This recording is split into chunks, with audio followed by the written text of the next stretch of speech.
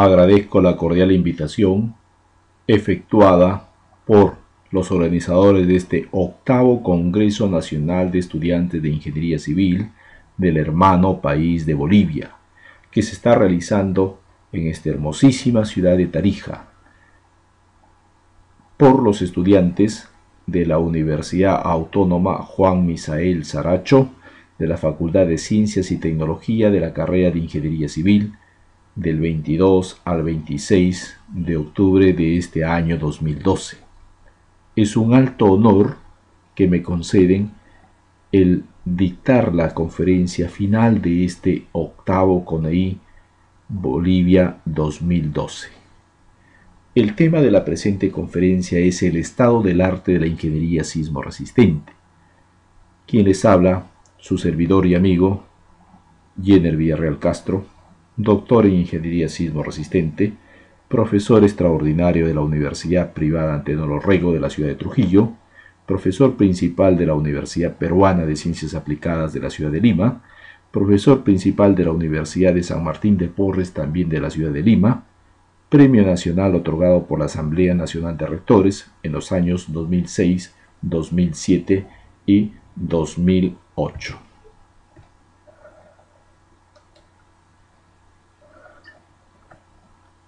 Iniciamos la presente conferencia entendiendo la filosofía de las normas de diseño sismo resistente, la cual nos dice pues que a las personas Clatchkov nos dejó un mensaje muy serio y muy sencillo, pero al mismo tiempo bastante serio en cuanto a lo que es la responsabilidad, debido a que decía que a las personas no lo mata el sismo, sino son los edificios que colapsan y generan las graves pérdidas materiales e irreparables pérdidas humanas.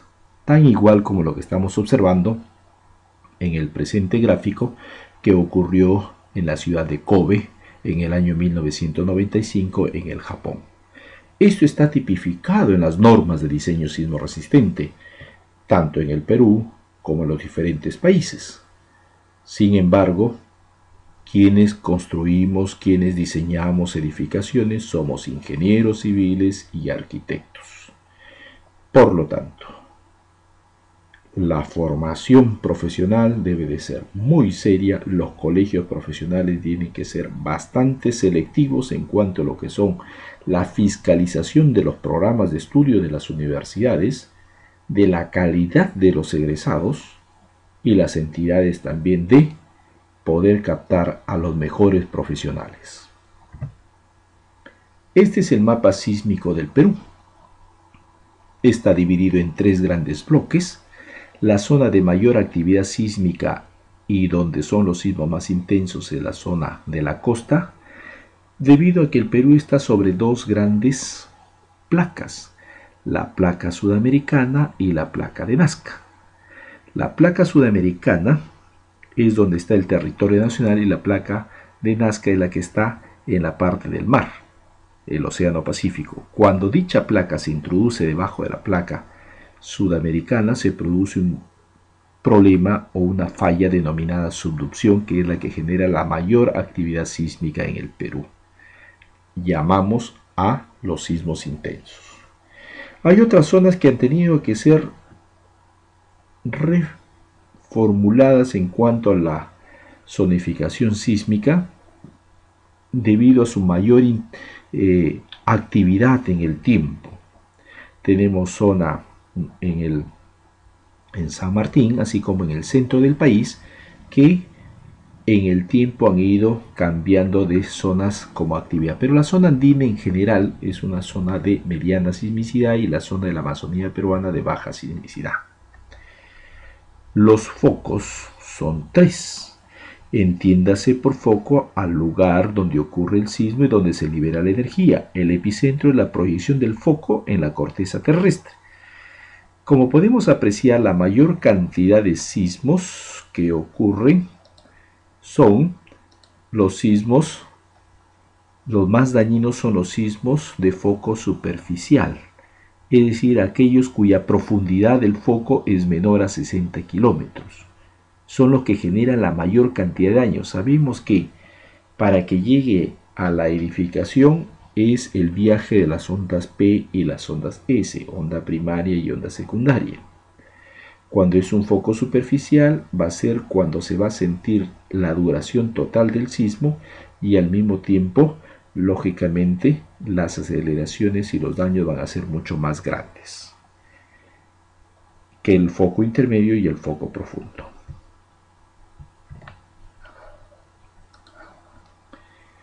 Ahí tenemos lo que es el tipo de suelo. La Molina es una zona exclusiva de la ciudad de Lima, residencial como tal, pero cuyo suelo es un suelo flexible. Este es el problema de subducción. La placa de Nazca se introduce bajo la placa sudamericana, genera el sismo donde está el foco, el epicentro de la proyección, y para el caso de la Molina, por su suelo flexible, amplifica.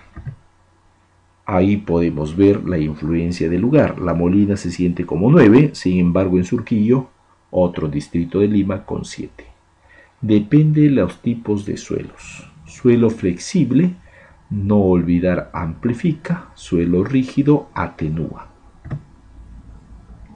Los suelos expansivos es una característica de las arcillas, las cuales llegan a incrementar 8 hasta 16 veces su volumen y luego se contraen. Al contraerse generan estos agrietamientos que estamos observando y posteriores daños en la superestructura, como lo que podemos apreciar en los gráficos de esta diapositiva que corresponden al sismo de Chimbote 1970. La preparación de las personas es fundamental. Miren ustedes, esto es el Ande peruano. Así era en el año 1970, Huaraz, donde las calles eran bastante angostas, edificaciones de adobe de 2 y 3 pisos. Ocurrió el sismo y las personas, en lugar de evacuar al patio posterior, que es más grande, fueron hacia la calle. Al ir hacia la calle, colapsaron las edificaciones, fueron totalmente sepultadas las personas. Fallecieron por falta de preparación. La plaza de armas de Yungay quedó totalmente sepultada, producto de un alud o una avalancha, como consecuencia del desprendimiento de un bloque del Huascarán. Cuando uno llega a Huaraz y tiene una vista hacia el Huascarán, es una hermosura como lo que podemos apreciar, una belleza, un paisaje natural impresionante. Mi país, tan igual como Bolivia, tenemos mucha similitud en cuanto a lo que es la parte andina. Nuestra música, nuestros bailes, nuestras costumbres, nuestras comidas son muy similares. Somos hermanos en sí, queridos amigos bolivianos. Consecuentemente, nuestras fallas constructivas también hemos sido casi similares en el tiempo. La diferencia entre Perú y Bolivia es que Perú tiene una actividad sísmica bastante fuerte, Bolivia mucho menor, pero me ha agradado verdaderamente saber de que tienen una nueva norma de diseño sismo resistente que está en proceso de elaboración, o mejor dicho, en proceso de consulta y posterior publicación. Ya van a tener su primera norma de diseño sismo resistente. Esperamos pues de que realmente avancemos de la mano. Nuestros paisajes son maravillosos, nuestra cultura del antepasado es impresionante. Somos países que realmente debemos de sentirnos orgullosos como tal de nuestro pasado, pero también a las futuras generaciones hay que darles una buena referencia como que somos una nueva generación importante y que queremos aprender también de nuestro pasado, a ser grandes en la vida. Ese es nuestro orgullo de ser sudamericanos y andinos. Columna corta es otro de los problemas, donde se tiene, pues esto ocurrió en el sismo de Nazca del año 1996. Hay un sector donde el muro es confinado con la columna y otro sector donde, producto de la necesidad de una ventana en la parte alta, no se ha confinado y ha quedado libre. Al quedar libre es ahí donde se produce la concentración de esfuerzos. Al producirse la concentración de esfuerzos, es ahí donde va a fallar y no en el otro bloque que es más rígido. Siempre el sismo ataca en el lugar más débil, no se olviden. Y nos dice, ahí fallaste. Y hay que reconocerlo. Columna corta no se debe de realizar y eso está tipificado también en las normas. Otra de las fallas son las rótulas plásticas. Miren ustedes esa rótula plástica, columna débil, viga rígida. ¿Dónde ocurre la rótula plástica? En el elemento más débil, en la columna. Ahí está. Alaska 1964. Piso blando. Mejor ejemplo, el Hotel Embassy, sismo de Pisco 2007. Estaba mal ubicado,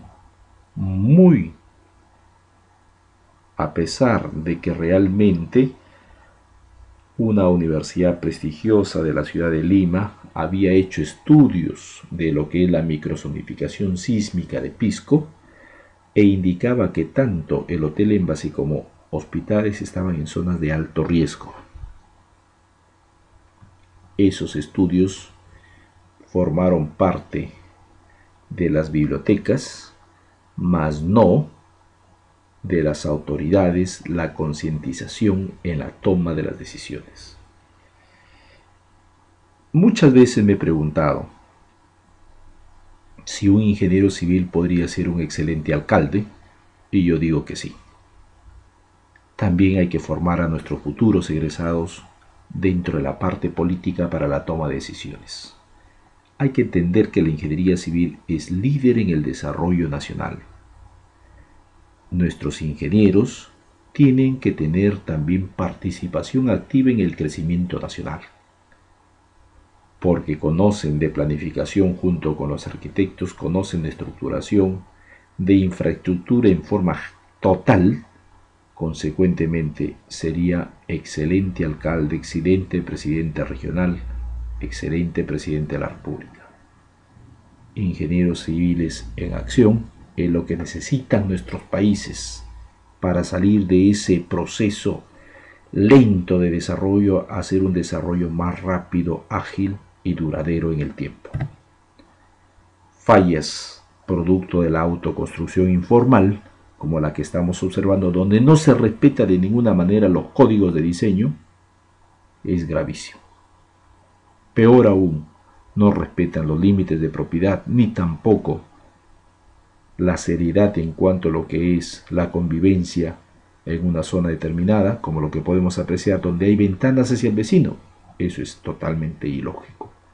Sin embargo, debemos de concientizar, debemos entender que los colegios profesionales tienen que estar más cerca de la población para darles todos los criterios técnicos y de esta manera reducir la vulnerabilidad de las edificaciones, reducir los daños materiales, reducir las pérdidas humanas, tarea prioritaria de colegios profesionales, universidades, gobierno.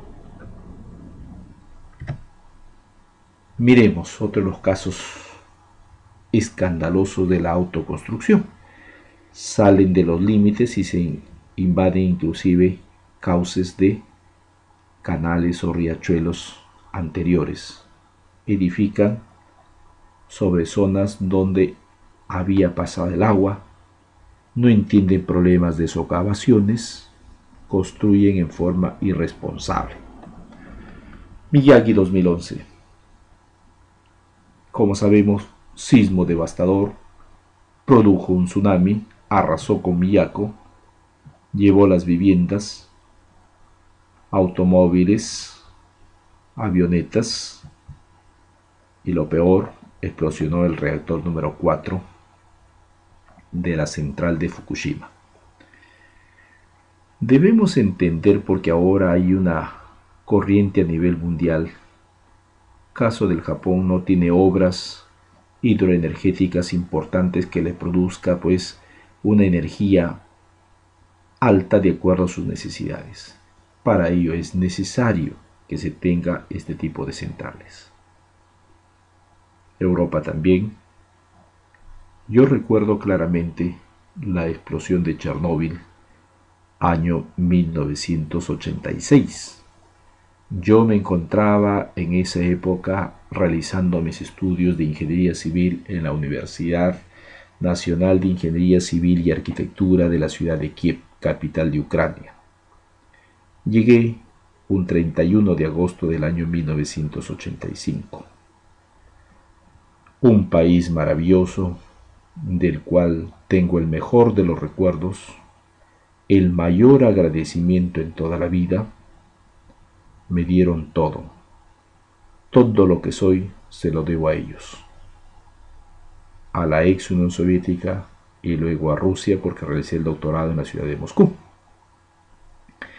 Cuando ocurrió esta explosión de Chernóbil, yo todavía sabía ya el ruso, pero todavía no entendía el 100% de cada uno de los términos, y el presidente Mikhail Sergeyevich Gorbachev de esa época da un mensaje a la nación en la madrugada, indicando pues que tenían que ser evacuados los niños en ciertos puntos estratégicos de la ciudad de Kiev y de ciudades aledañas, en los puntos o los centros médicos, que ahí iban a estar los buses que los iban a evacuar para ganarle al tiempo, porque bien claro lo dijo, es un desastre impresionante y que solamente el tiempo será el mejor testigo y quien nos va a castigar de cada una de las enfermedades que se pudo haber tenido.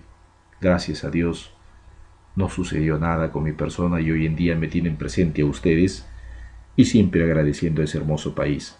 Nosotros los peruanos éramos 131 peruanos y nosotros tomamos una decisión firme en nuestras vidas de quedarnos a seguir estudiando a pesar que la radiación era altísima, y permanecimos estudiando, terminamos nuestra carrera, regresamos a nuestro país, hemos hecho ingeniería, hemos desarrollado investigaciones. Yo retorné de nuevo al doctorado porque sentía la necesidad de seguir avanzando en la vida.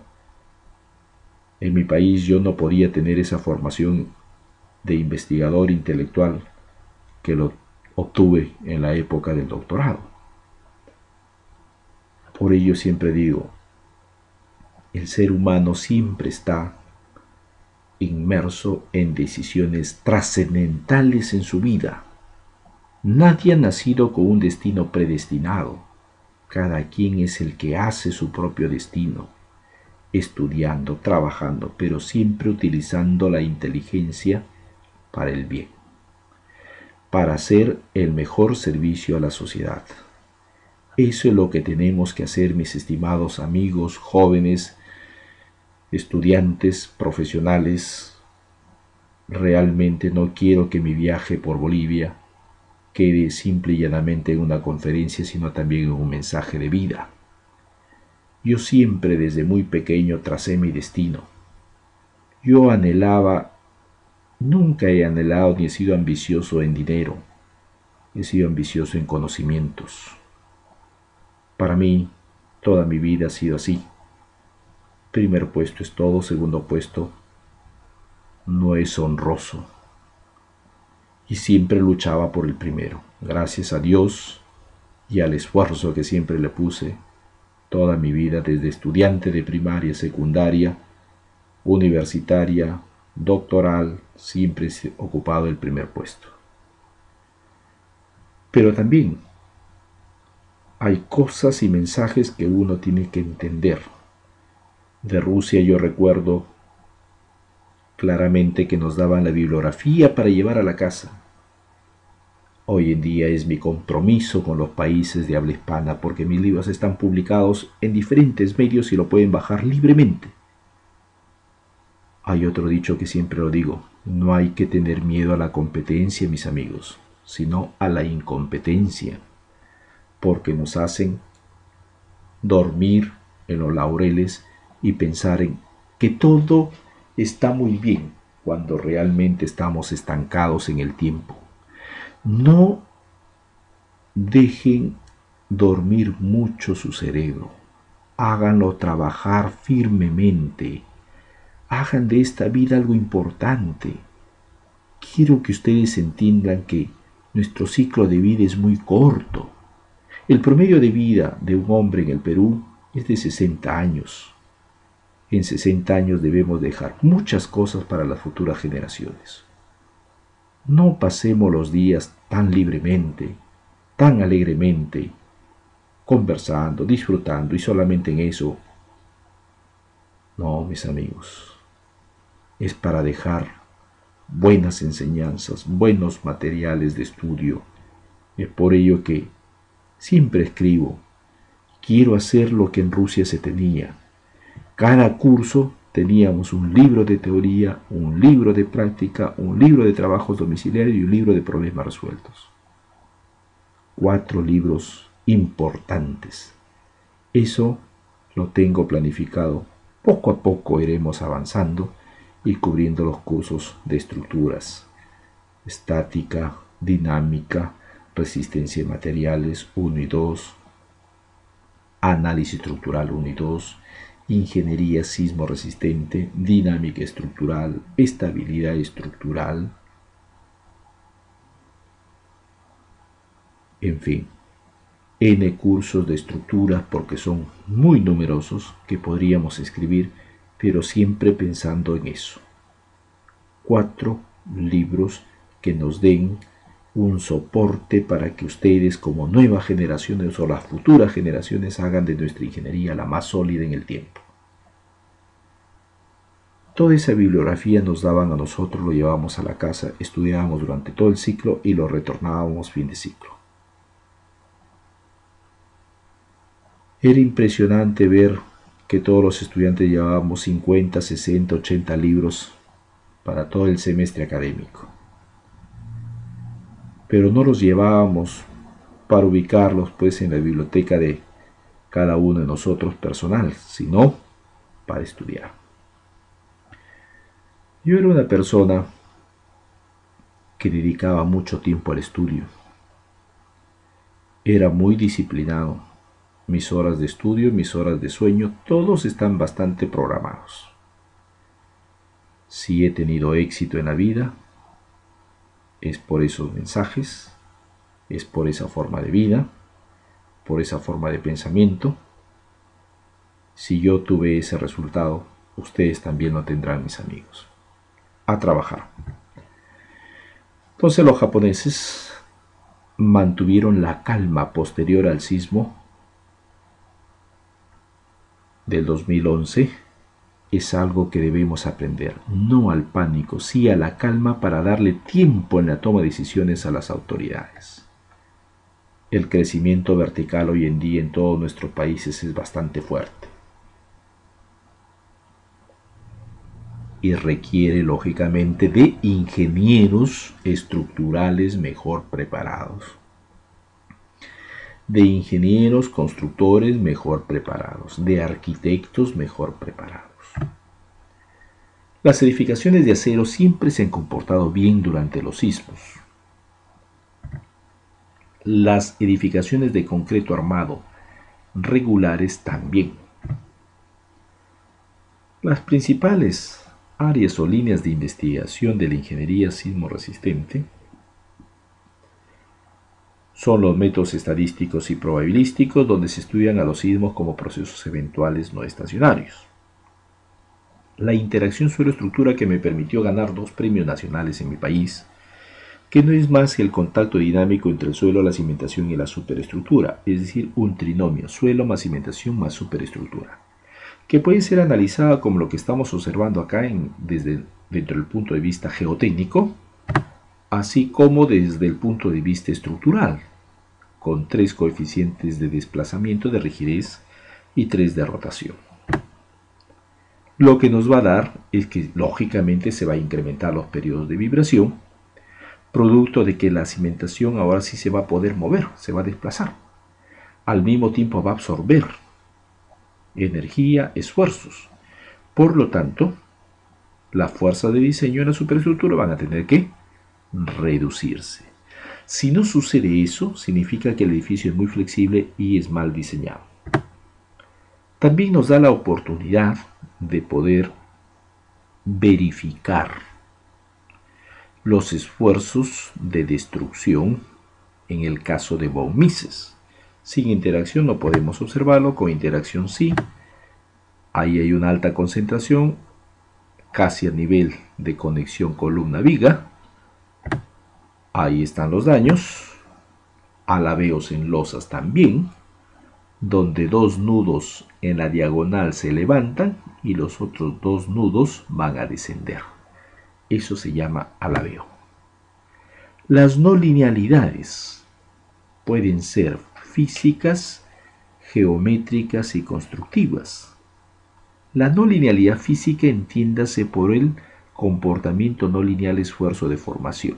Para ello se utiliza procesos iterativos de cálculo como el método de los pasos, que son tangentes trazadas y mientras mayor sea el número de tangentes, mayor será la aproximación a la curvatura determinada, tanto para el concreto como para el acero. La no linealidad geométrica vienen a ser los diagramas no lineales, desplazamiento de formación, y no linealidad constructiva es la simulación del proceso constructivo por etapas y los desgastes que se van a producir o sobreesfuerzos en las uniones. Hoy en día, los software están de moda y se realiza un trabajo espacial y se consideran los múltiples componentes de acción sísmica, todo en 3D. Hay que entender que la no linealidad física tiene relación directa con el comportamiento inelástico del material y que generan en muchos los casos las réplicas, el colapso de las edificaciones. No el sismo intenso inicial, sino las réplicas. El 23 de junio del año 2001 ocurrió el sismo de Ocoña. Al 25 de junio tenemos ese número de réplicas, al día 27 de junio más réplicas y al 10 de julio mucha mayor cantidad de réplicas. Comportamiento inelástico. Desde hace tiempo los sismos nos decían que debemos hacer la no linealidad física. Estamos tendiendo a eso, poco a poco, a través de la metodología de diseño por desempeño, donde los diagramas esfuerzo de formación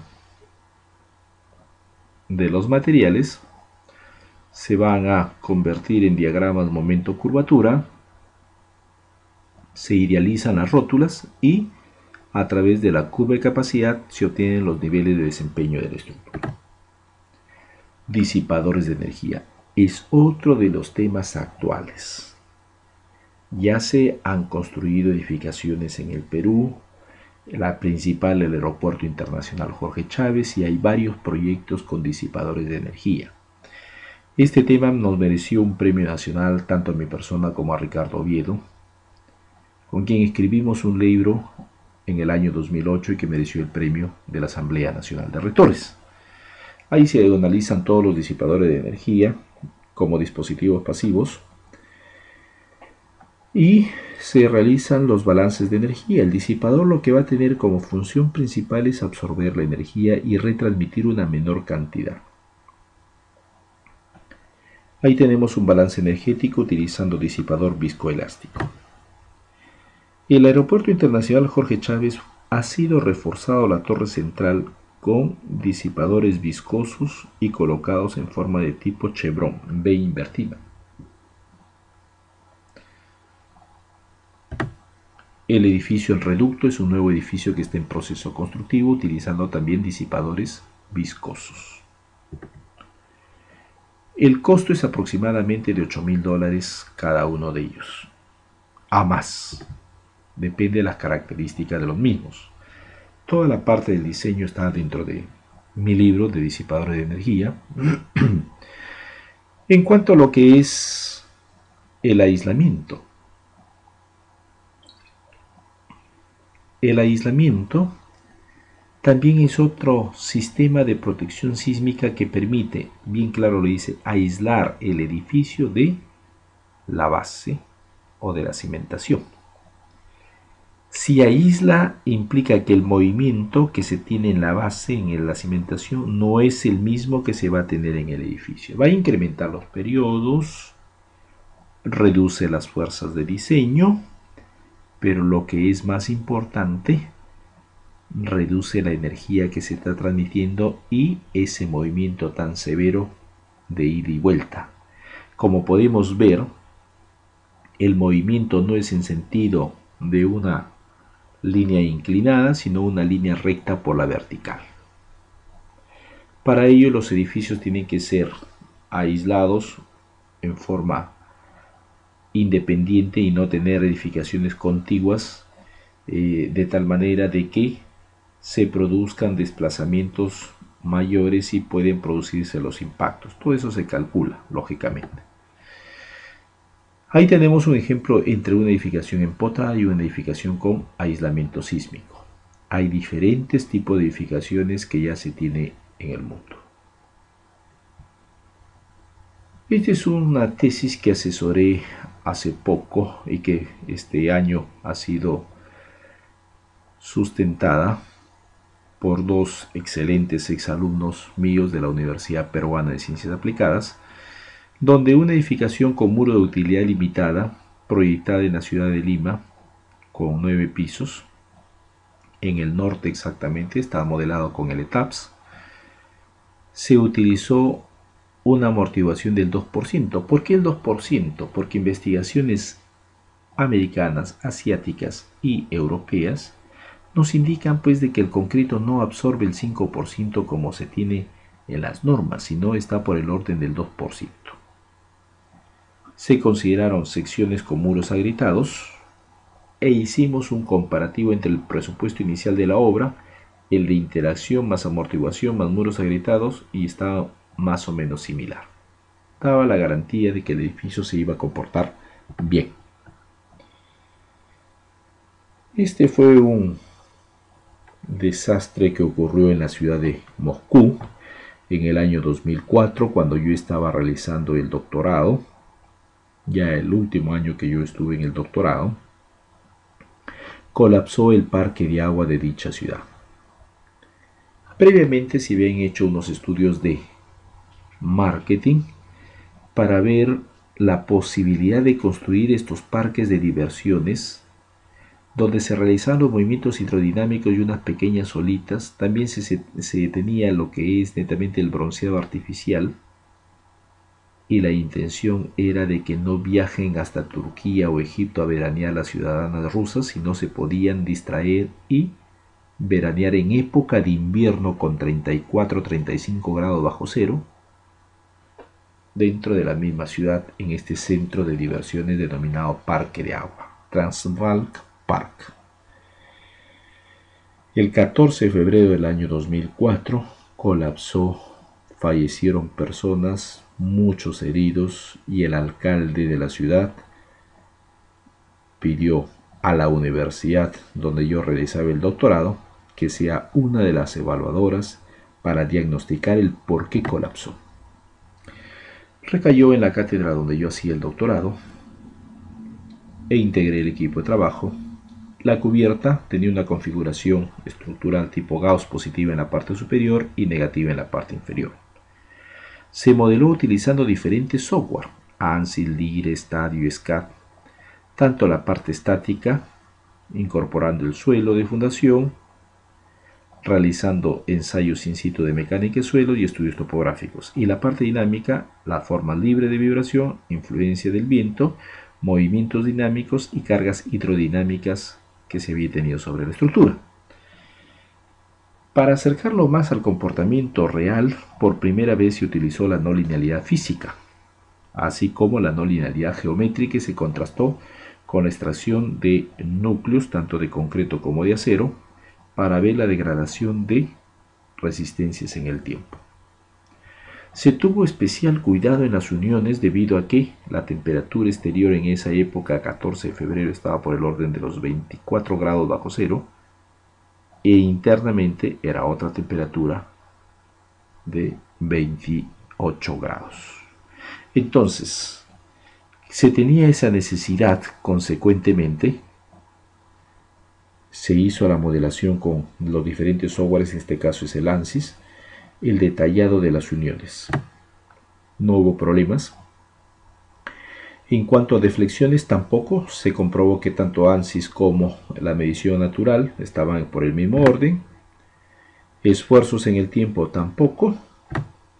Interacción suelo-estructura, se utilizó un método moderno, que es el de triangulación, el modelo elastoplástico de Drucker-Prager. Se incorporó el módulo de Young, coeficiente de Poisson, ángulo de fricción interna y la cohesión. Mediciones, todo estaba dentro de lo normal, pero la falla había sido por deformaciones plásticas que estaban por el orden del 19,8%, lo que generó pérdida de estabilidad de la cubierta, fisuras subradiales, desplazamientos grandes y el colapso posterior. Nosotros, tanto Perú como Bolivia, como les había indicado anteriormente, tenemos una historia común, mis amigos. No somos países con una riqueza económica extraordinaria. Me refiero a dinero en efectivo como tal que tengamos en las reservas naturales. Pero sí tenemos enorme riqueza, tanto intelectual como de recursos propios, recursos naturales. Tenemos diferentes microclimas, tenemos una agricultura extraordinaria, una culinaria impresionante. Tenemos todo para ser países del primer mundo. Lo único que nos hace falta es trabajar en conjunto, tener las ganas y cambiar nuestra mentalidad. Mentalidad ganadora, mentalidad de hombre de triunfo, de gente que realmente quiere hacer de su país una historia diferente. No podemos darnos el lujo de la reconstrucción como lo que vamos a observar en el Japón en el año 1995. Acá lo que ocurrió en esta diapositiva que podemos observar, el edificio, el fondo estaba en perfecto estado, el puente aéreo también, solamente había un desprendimiento del concreto que si hubiese sido en nuestro país probablemente hubiese decretado utilizar un nuevo concreto, un aditivo, pegar el concreto nuevo con el antiguo, pintarlo y si estamos en época electoral ponemos el Perú avanza. Japón reconstruyó. Acá también, este edificio al lado derecho está en perfecto estado, al lado izquierdo sí hay falla, reconstrucción total. ¿Qué es lo que quiero decirles con esto, mis estimados amigos? Prevenir es importante para evitar este tipo de colapsos. Nosotros tenemos la obligación de investigar más que los países industrializados porque no tenemos esa riqueza en dinero que ellos tienen. Es tarea prioritaria de las universidades de formar excelentes profesionales, la exigencia académica por encima de todo. Los programas tienen que ser rigurosos y serios. No podemos de ninguna manera formar profesionales para el pasado.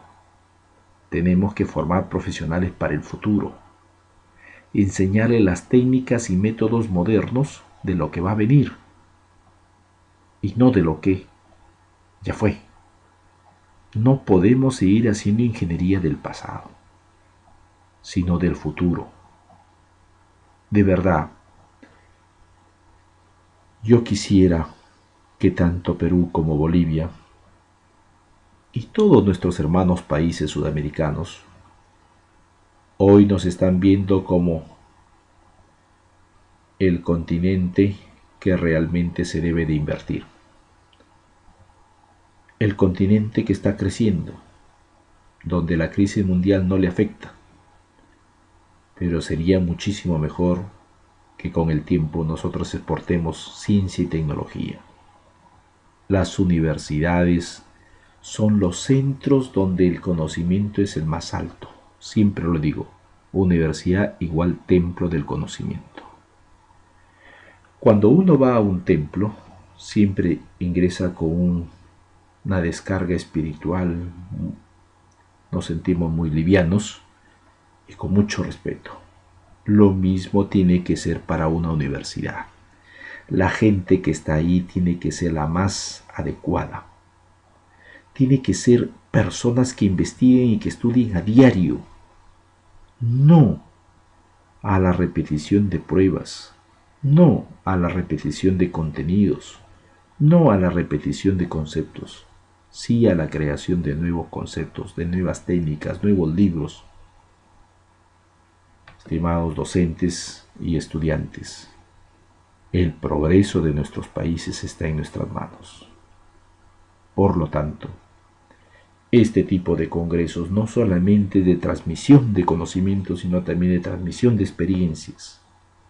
Quisiera, pues, de que mi paso por este hermano país de Bolivia no quede tan frío. He traído libros para donar a vuestra biblioteca, 2 ejemplares de cada uno de los que yo he editado.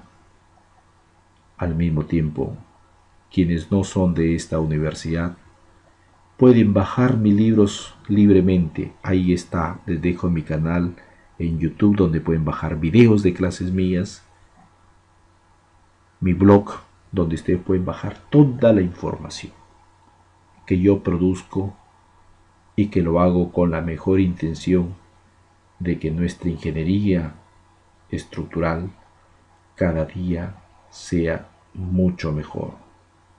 Agradezco una vez más a los organizadores de este octavo CONAIC Bolivia 2012, a ustedes por la paciencia de verme tolerado durante todo este tiempo, y solamente me queda decirles gracias, que Dios los bendiga, éxitos para todos ustedes y seguiremos conversando.